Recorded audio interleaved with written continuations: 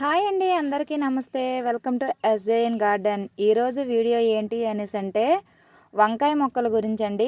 అంటే వంకాయ మొక్కలని కాదు, టమాటా మొక్కలని కాదు, ఏ మొక్కలైనా సరే ఇప్పుడు నేను చెప్పే విధంగా మొక్కలు కనుక మనం నాటుకున్నాము అనేసి అంటే ఎక్కువగా ఎరువు అనేది వేయనవసరం లేదు. నెక్స్ట్ ఏంటంటే మేడ బరువు కూడా ఉండదనమాట. అది ఏ విధంగా వేయాలి అనేది ఈ వీడియోలో చెప్తాను. మళ్ళీ వంకాయ మొక్కలకి కాండం తొలిచే పురుగు అనేది ఒకటి వస్తుంది కదా, దానికి టిప్ అనేది కూడా ఒకటి చెప్తానమాట. ఇప్పటి వరకు ఎవరైనా మన ఛానల్ని లైక్ చేయకపోతే లైక్ చేయండి, సబ్స్క్రైబ్ చేయండి. ప్లీజ్ నన్ను సపోర్ట్ చేయండి ఫ్రెండ్స్, ప్లీజ్ ఫ్రెండ్స్. ఇప్పుడు వంకాయ మొక్కలకి మనకి కాండం తొలిచే పురుగు అనేది ఒకటి వస్తుందన్నమాట. ఎక్కడైతే మనకి స్టెమ్ అనేది ఉంటుందో ఆ స్టెమ్ దగ్గర చిన్న అంటే కుళ్ళిపోయినట్టుగా ఒక పురుగులాగా మనకి కనిపిస్తూ ఉంటుంది. ఎక్కడైతే మనకి స్టెమ్ అనేది కాండం తొలిచే పురుగు అనేది ఎక్కడైతే కనిపించిందో ఆ స్టెమ్ని మనము కట్ చేయాలి. ఎక్కడైతే మనం కట్ చేసామో అక్కడ కొంచెం పసుపు కానీ లేదు అనేసి అంటే దాల్చిన చెక్క పౌడర్ కానీ మనము కట్ చేసిన దగ్గరగా పెట్టాము అనేసి అంటే ఆ మొక్కకి మరి అక్కడ నుంచి పురుగు అనేది రాదనమాట. ఇది నాకు బాగా పనిచేసింది. మీరు కూడా ఒకసారి ట్రై చేయండి. నెక్స్ట్ మనకి పుచ్చులు వచ్చేస్తూ ఉంటాయి అన్నమాట. ఒకటి ఎక్కువ వాటరింగ్ వేయడం వల్ల పుచ్చులు వచ్చేస్తాయి, లేదు అనేసి అంటే పురుగు వల్ల కూడా పుచ్చులు అనేవి వచ్చేస్తాయి. ఈ వంకాయలో పుచ్చులు రాకుండా ఉండాలి అనేసి అంటే ఇంగువ అనేది చాలా బాగా పనిచేస్తుంది. 1 లీటర్కి ఒక హాఫ్ స్పూన్ అంత ఇంగువ వేసి మొక్కలపై స్ప్రే చేయడం. మొక్కలు మొదట్లో కనుక వేసాము అనేసి అంటే రిజల్ట్ అనేది చాలా బాగుంటుందండి. ఒకసారి మీరు కూడా ట్రై చేయండి. మనకి పూత వచ్చిన దశ నుంచి కూడా మనము అంటే మనకి స్టార్టింగ్ పూత వస్తుంది కదండి, ఆ పూత వచ్చినప్పటి నుంచి కూడా 15 రోజులకు ఒకసారి మనము పుల్లటి మజ్జిగను గనక వారానికి ఒకసారి లేదా 15 రోజులకు ఒకసారి గనక మనము స్ప్రే చేసాము అనేసి అంటే పువ్వులు అనేవి నిలబడుతూ ఉంటాయి. అంటే పూత రాలిపోతూ ఉంటుంది కదా, ఆ పూత రాలకుండా ఈ పుల్లటి మజ్జిగ అనేది చాలా బాగా ఉపయోగపడుతుంది. నాకు ఎక్కువగా వంకాయలు రాకపోవడానికి కారణం ఏమిటి అనేటంటే మనకి కాండం తొలిచే పురుగు ఉంటుంది కదండి, ఆ పురుగు అనేది నా వంకాయ మొక్కలకి బాగా పట్టేసిందనమాట. ఎక్కడైతే పురుగు అనేది వచ్చేసిందో అక్కడ స్టెమ్ అనేది కట్ చేసాను. చేసిన తర్వాత పసుపు అండ్ ఈ ఏదైతే దాల్చిన చెక్క పౌడర్ ఉంటుందో 2 అంటే ఒక్కో మొక్కకి ఒకటి అప్లై చేశానమాట. 2 కూడా బాగా పనిచేసాయి. అక్కడి నుంచి కొత్త బ్రాంచెస్ అనేవి వచ్చి పూతంతా వచ్చింది. ఇప్పుడు ఫస్ట్ హార్వెస్ట్ అయితే తీసుకుంటున్నాము. ఒక 5 వంకాయల వరకు కూడా మనకైతే హార్వెస్ట్ అయితే వచ్చాయన్నమాట. ఇప్పుడు ఏ విధంగా మనము గ్రో బ్యాగ్ అనేది ఫిల్ చేసుకున్నాం అనేది కూడా చెప్తాను. అది ఎలా ఫిల్ చేసుకున్నాము అని చెప్పబోయే ముందు మన గార్డెన్లో గోరు చిక్కుడుకాయలు అనేవి ఉన్నాయండి. ఆ గోరు చిక్కుడుకాయలకి పేనుబంక అనేది ఎక్కువగా పట్టేసింది. ఆ పేనుబంకకి మనము ఇంతకుముందు నీమ్ ఆయిల్ అనేది స్ప్రే చేసాము. ఇప్పుడు ఏం చేస్తున్నాము అనేసి అంటే వెల్లుల్లిపాయలు ఉన్నాయి కదా, వెల్లుల్లిపాయలు పొట్టు ఏదైతే ఉంటుందో ఆ పొట్టుని 24 గంటలు నానబెట్టి వచ్చిన లిక్విడ్ని నార్మల్ వాటర్లో డైల్యూట్ చేసి మనమైతే స్ప్రే చేస్తున్నాం అన్నమాట. వంకాయలకి చూసారా ఎక్కడ కూడా పుచ్చు అనేది లేదు. దీనికి మెయిన్ కారణం ఇంగువ అండి. ఇంగువని కనుక మనము స్ప్రే చేస్తామంటే ఎక్కడ కూడా మనకి పుచ్చు అనేది రాదు. నాకైతే చాలా బాగా పనిచేసింది. నాకు పనిచేసింది కాబట్టి మీకు కూడా చెప్తున్నాను, మీరు కూడా ట్రై చేయండి. మనకి ఫస్ట్ హార్వెస్ట్ ఒక 5 వంకాయల వరకు దొరికాయండి. నేనైతే చాలా హ్యాపీగా ఫీల్ అవుతున్నాను. మన గార్డెన్లో దొరికిన ఒక వంకాయ అయినా సరే మనకి ఆనందాన్ని ఇస్తుంది కదా. ఇప్పుడు మనకి గోరు చిక్కుడుకాయలు ఉన్నాయండి. ఈ గోరు చిక్కుడుకాయలకి ఇంతకుముందు వీడియోలో మనము నీమ్ ఆయిల్ అయితే స్ప్రే చేసాము. ఇప్పుడైతే వెల్లుల్లిపాయలు పొట్టు ఉంటుంది కదా, ఆ పొట్టునైతే స్ప్రే చేస్తున్నాము. నా దగ్గర 2 పిడికిళ్ళ వరకు కూడా వెల్లుల్లిపాయల పొట్టు అనేది ఒక దగ్గర స్టోర్ చేసుకొని పెట్టుకున్నాను అనమాట. 2 గుప్పెళ్ళ ఎల్లుల్లిపాయలు పొట్టుని ఏం చేశాను అనేసి అంటే 1 లీటర్ వాటర్లో ఈ పొట్టు అంతా మునిగేంత వరకు కూడా వాటర్ వేసాను. అంటే 1 లీటర్ వాటర్లో 2 గుప్పెళ్ళంత పొట్టు తీసుకొని బాగా డ 24 గంటల పాటు కూడా దాంట్లో ఉంచేస్తే ఏదైతే లిక్విడ్ వస్తుందో ఆ లిక్విడ్ని మనము వాటర్లో డైల్యూట్ చేసి మొక్కలకి స్ప్రే చేసిన తర్వాత కొంచెం కొంచెంగా ఈ ఏదైతే మనకి పేనుబంక అనేది ఉందో ఆ పేనుబంక అనేది కొంచెం కొంచెంగా పోతుందండి. ఒకేసారి పోవాలి అనేసి అంటే ఏది పోదండి. ఇది అంటువ్యాధితో సమానం అంటారు కదా, ఆ టైప్ అనమాట ఈ పేనుబంక. అంటువ్యాధి అయితే ఎలా వదలదో ఈ పేనుబంక కూడా స్టార్టింగే వదిలించుకోవాలి. ఒక్కసారి పట్టుకుంది అనేసి అంటే అది వదలదు. మీరు ఒకసారి బూడిదని కూడా ట్రై చేయండి. మంచు పడుతుంది కదా, ఉదయాన్నే మంచు పడేటప్పుడు బూడిదని పల్చగా జల్లండి. ఒత్తుగా మాత్రం జల్లొద్దు, పల్చగా జల్లేసి ఆ 2 డేస్ పోయిన తర్వాత నీమ్ ఆయిల్ ఇలా వెల్లుల్లిపాయల పొట్టు ఇలాగ మనం స్ప్రే చేసుకున్నాము అనేసి అంటే రిజల్ట్ అనేది చాలా బాగుంటుంది. ఇప్పుడు మనము గ్రో బ్యాగ్ని ఎలా తయారు చేసుకోవాలో చూద్దాం. ఈ grow bag 9 inches grow bag అనమాట. ఈ గ్రో బ్యాగ్కి వాళ్ళు 2 హోల్స్ అయితే ఇస్తారండి. ఈ 2 హోల్స్ సరిపోతాయి. లేదు మాకు హోల్స్ అనేవి ఎక్కువగా కావాలి అనేసి అంటే మనకి ఇంట్లో అగరబత్తులు ఉంటాయి కదా, అగరబత్తులను వెలిగించి 2 కన్నాలు అయితే పెట్టుకోవచ్చు. మొత్తం 4 హోల్స్ అయితే సరిపోతాయి. లేదు అనేసి అంటే ఈ 2 హోల్సే సరిపోతాయి అనేసి అంటే ఈ 2 హోల్సే సరిపోతాయండి. నేనైతే ఎటువంటి హోల్స్ పెట్టను, వాళ్ళు ఇచ్చిన 2 హోల్సే మాత్రమే నేనైతే ఉపయోగిస్తానన్నమాట. ఇది 9 ఇంచెస్ గ్రో బ్యాగు. ఈ 9 ఇంచెస్ గ్రో బ్యాగ్లో ఎలా ఫిల్ చేయాలనేది అయితే ఇప్పుడు చూద్దాము. ఇది మనకి గార్డెన్లో వచ్చిన కొంచెం చెత్త అనమాట. మన ఇంట్లో వచ్చిన వేస్టేజ్ అవనివ్వండి, గార్డెన్లో వచ్చిన వేస్టేజ్ అవనండి, ఏది కూడా మనకి ఉపయోగపడదు అనేది ఉండదండి. అంతా కూడా మనకి ఉపయోగపడుతుంది. మనం యూజ్ చేసుకునే విధానం బట్టే ఉంటుందండి ప్రతిదీ కూడాను. నేనైతే మాత్రం ఏది వేస్ట్ చేయను, నేను అన్నీ కూడా ఉపయోగిస్తూ ఉంటానండి. ఇంట్లో వచ్చినవి ఏవైనా ఉంటే మాత్రం ఫెర్టిలైజర్ కింద తయారు చేసేస్తాను.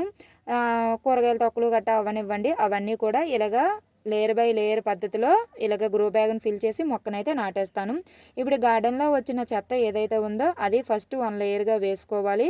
ఇది మట్టి అండి, మన గార్డెన్లో వచ్చిన మట్టే. అంటే గార్డెన్లో వచ్చిన మట్టి అనేసి అంటే వంకాయ మొక్కలు టమాటా మొక్కలు అయిపోయిన తర్వాత కొంచెం మట్టి వస్తుంది కదా, ఆ మట్టిని అంతా కూడా కొంచెం పక్కకు పెడతానమాట. ఆ మట్టిని ఇప్పుడు యూజ్ చేస్తున్నాము. మీరు కొత్త మట్టిని కూడా యూజ్ చేసుకోవచ్చు. నా దగ్గర పాత మట్టి ఉంది కాబట్టి నేను పాత మట్టిని యూజ్ చేస్తున్నాను అనమాట. 1 లేయర్గా మట్టి వేయాలి. ఇప్పుడు 1 లేయర్గా కిచెన్ వేస్టేజ్ వస్తుంది కదా, ఆ కిచెన్ వేస్ట్ని ఏదైతే కిచెన్ వేస్టేజ్ ఉందో ఆ కిచెన్ వేస్టేజ్ని 1 లేయర్గా వేయాలి. ఇప్పుడు 1 లేయర్గా మట్టిని అయితే వేయాలన్నమాట. ఈ విధంగా మనము లేయర్ బై లేయర్ పద్ధతిలో వేసుకున్నాము అనేసి అంటే మనకి అది కంపోస్ట్ అయ్యేటప్పటికి మనకి మొక్క పూత నుంచి కాయ దశకి వచ్చేస్తుంది అనమాట. అప్పుడు మాత్రము రిజల్ట్ అనేది చాలా బాగుంటుంది. ఈ మధ్యన మనము పూత నుంచి కూడా ఫెర్టిలైజర్స్ ఇచ్చుకుంటూ ఉంటాం కదా, అందువల్ల మనకి ఎక్కువగా ఎరువులు వేసే పని ఉండదనమాట. ప్రతిసారి ఎరువు వేయాలి అనేసి అంటే మనకి కొందరికి దొరుకుతుంది, కొందరికి దొరకదు కదా. నాకు కూడా నేను విలేజ్లో ఉన్నా సరే నాకు కూడా ఎరువు అనేది కష్టమేనండి. అందువల్ల ఏం చేస్తానంటే ఎక్కువగా లేయర్ బై లేయర్ పద్ధతినే ఉపయోగిస్తూ ఉంటాను. ఈ పద్ధతిని ఉపయోగించినప్పటి నుంచి కూడా నాకైతే ఎక్కువగా ఎరువు అవసరం పడలేదు. ఫెర్టిలైజర్స్ మాత్రం ఇస్తూ ఉంటానండి. 2 డేస్కి ఒకసారి ఏదో ఒక ఫెర్టిలైజర్ ఇస్తూ ఉంటాను. ఇప్పుడు 1 లేయర్గా ఇప్పుడు ఏదైతే కిచెన్ వేస్టేజ్ ఉందో మొత్తం అంతా వేసేసాను. ఇక్కడ మీరు గమనించినట్లయితే ఇదంతా కూడా మనకి పైన మునగాకు అనమాట. ఈ మునగాకును ఫెర్టిలైజర్ కింద తయారు చేసి మొక్క మొదట్లో వేస్తాను, మొక్కపై కూడా స్ప్రే చేస్తూ ఉంటానన్నమాట. ఈ మునగాకు తీసుకొచ్చి నా నా దగ్గర ఒక 3 డేస్ 4 డేస్ అయితే అలా కవర్లో పెట్టి మర్చిపోయాను అనమాట. అలా మర్చిపోయడం వల్ల అది కొంచెం కంపోస్ట్ లాగా అంటే కొంచెం వాడిపోయినట్టు అయిపోయింది. దానికి మనము ఫెర్టిలైజర్ తయారు చేయడానికి ఇంకా అవ్వదండి. అంటే ఒకవేళ ఫెర్టిలైజర్ తయారు చేసినా దానివల్ల యూజ్ ఏమీ ఉండదు. అలాంటప్పుడు ఇంకెందుకు ఫెర్టిలైజర్ తయారు చేయడం అని ఇలా కంపోస్ట్లో అయితే వేసేస్తున్నాను అనమాట. దానిపైన 1 లేయర్గా మనము మట్టి అయితే వేసుకోవాలి. ఎక్కడైతే ఖాళీగా ఉందో ఆ ఖాళీగా ఉన్న ప్రదేశం మొత్తం కూడా మనము మట్టితో అయితే కవర్ చేసేయాలి. మీ దగ్గర మట్టి ఉంటే మట్టి తీసుకోండి, పాత మట్టి ఉంటే పాత మట్టి తీసుకోండి, కొత్త మట్టి ఉంటే కొత్త మట్టి తీసుకోండి. లేదు అంటే కిచెన్ వేస్టేజ్ మనము ఇప్పుడు ఈ విధంగా తయారు చేసుకుని వేరేగా కిచెన్ కంపోస్ట్ అనేది ఒకటి తయారు చేసుకుంటాం కదా, ఆ తయారు చేసుకునే కంపోస్ట్ కూడా మనం యూజ్ చేసుకోవచ్చు అనమాట. ఇప్పుడు నేను పైన దట్టంగా వేస్తున్న మట్టి ఏదైతే ఉందో అదంతా కూడా కిచెన్ కంపోస్ట్ అనమాట. ఆ కిచెన్ కంపోస్ట్ని కొంచెం దట్టంగా అయితే వేస్తున్నాను. అంటే ఆ పైన ఖాళీగా ఉన్న ప్రదేశం అంతా కూడా ఈ కిచెన్ కంపోస్ట్తో మొత్తం అంతా ఫిల్ చేసేస్తున్నాను. మీరు ఇదైనా వేసుకోవచ్చు, లేదు అనేసి అంటే పశువుల ఎరువు ఉంటుంది కదా, ఆ పశువుల ఎరువు కూడా వేసుకోవచ్చు. కాకపోతే మాగిన పశువుల ఎరువు వేసుకుంటే చాలా మంచిదండి. రిజల్ట్ అనేది చాలా బాగుంటుంది. మీకు ఏది అవైలబుల్గా ఉంటే అది వేసుకోండి, ఏం ప్రాబ్లం లేదు. ఈ కిచెన్ కంపోస్ట్ అనేది నేను ఎందుకు యూజ్ చేస్తున్నానంటే దీంట్లోని ఆల్రెడీ వానపాములు అనేవి ఉంటాయండి. చిన్న చిన్నవి స్టార్ట్ అవుతూ ఉంటాయన్నమాట. ఆ కిచెన్ కంపోస్ట్ అనేది మనము వేసాము అనేసి అంటే ఆ లోపల ఏదైతే కిచెన్ వేస్టేజ్ అనేది వేసామో అది తొందరగా కంపోస్ట్ అవుతుందన్నమాట. ఇప్పుడు మనము పై వరకు కూడా ఈ ఏదైతే కంపోస్ట్తో ఫిల్ చేస్తామో ఫిల్ చేసిన తర్వాత ఒక 15 రోజుల వరకు కూడా పక్కన అనేది పెట్టేయాలన్నమాట. పక్కన పెట్టేయకుండా మనము గనక మొక్క అనేది వేసాము అనేసి అంటే ఒక్కో మొక్క బ్రతుకుతుందండి, బ్రతకదు అనేది అయితే నేను చెప్పటం లేదు. బ్రతుకుతుంది కానీ ఒక్కొక్క మొక్క చనిపోతుంది. ఎందుకు ఒక్కో మొక్క బ్రతుకుతుంది ఒక్కొక్క మొక్క బ్రతకదు అంటే కొన్ని హీట్ని తట్టుకొని బ్రతుకుతాయి, కొన్ని హీట్ని తట్టుకోలేక చనిపోతాయి అన్నమాట. ఎందుకు హీటు అనేసి ఉంటుంది అనేసి అంటే మనకి ఏదైతే కిందన కిచెన్ వేస్టేజ్ అనేది వేసాం కదా, ఆ వేస్టేజ్ అనేది కంపోస్ట్ అవుతున్న కొద్దీ కూడా హీట్ అనేది జనరేట్ అవుతుంది. ఎప్పుడైతే హీట్ అనేది జనరేట్ అవుతుందో ఈ మొక్క వేర్లు అనేవి తట్టుకోలేవన్నమాట. తట్టుకోలేక కొన్ని అయితే చనిపోతాయి. మనము చాలా చిన్న సైజులో ఉన్న మొక్కల్ని నాటుకుంటాం కదా, అటువంటి మొక్కలు అయితే బ్రతకవు. కొంచెం పెద్ద సైజులో ఉన్న మొక్కలు వేస్తే మాత్రం బ్రతుకుతాయండి. అందువల్ల మీకు ఏది అవైలబుల్గా ఉంటే అది వేసుకోండి. కొంచెం కాండం లావుగా ఉన్నది వేసుకుంటే బ్రతుకుతుంది, సన్నంగా ఉన్నది గట్టయితే ఖచ్చితంగా చనిపోద్దండి. నేను కూడా ట్రై చేశాను, నేను కూడా చాలా మొక్కలు అయితే చంపేసుకున్నాను అనమాట. మీరు ఒక 15 రోజులు పక్కన పెట్టేసుకున్నారంటే అంటే ఇప్పుడు మనం నారు పోసుకుంటాం పక్కన, ఆ నారు పోసుకునేటప్పుడే మనము ఇలా గ్రో బ్యాగులు ఫిల్ చేసుకున్నాం అనుకోండి, ఈ నారు ఎదిగేటప్పటికి గ్రో బ్యాగులు మనకి సక్సెస్ అయిపోతాయి. ఈ నారుని తీసి నేరుగా మనం నాటేసుకోవచ్చు అనమాట. ఇందులో బోన్ మీల్ కానీ ఎప్సమ్ సాల్ట్ కానీ ఏది వేయనవసరం లేదు. కానీ మొక్కని నాటేటప్పుడు మాత్రం కొంచెం ఎప్సమ్ సాల్ట్ని వేయాలి. ఒక స్పూన్ అంత, అంటే ఒక స్పూన్ అంత కూడా కాదు, స్పూన్లో సగము ఎప్సమ్ సాల్ట్ వేయాలి. దేనికి ఎప్సమ్ సాల్ట్ వేయాలి అనేసి అంటే అంటే మనము ఏదైతే నారు పోసిన తర్వాత తీసి దీంట్లో నాటుతాం కదా, ఆ షాక్ నుంచి తేరుకోవడానికి మాత్రమే ఎప్సమ్ సాల్ట్ని యూజ్ చేస్తామన్నమాట. బోన్ మీల్ గట్ట అయితే వేయనవసరం లేదండి.